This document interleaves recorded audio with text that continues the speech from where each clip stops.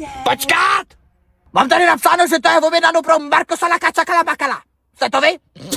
Marko Pusala Kačalakala, to jsem já, ano, můžu si sednout už? Ještě počkat! Je to na adresu Vohnutá 315, je to ono? Ano, je to na adresu Ohnutá 315, ano. Už si můžu sednout teda konečně?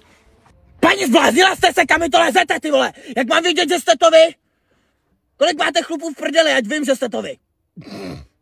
No, měla bych jich tam mít 120, teda pokud mi třeba nějaký ještě nenarost.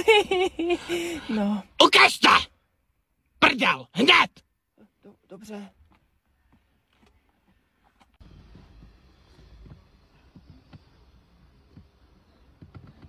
No odpovídalo by to, no, ale teď potřebuji vědět, jakou vůni má vaše vagína.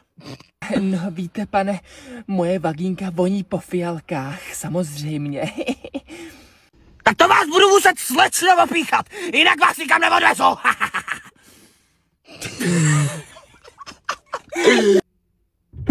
Dobrý den. Počkat! Mám tady napsáno, že to je objednáno pro Marko Salaka Čakala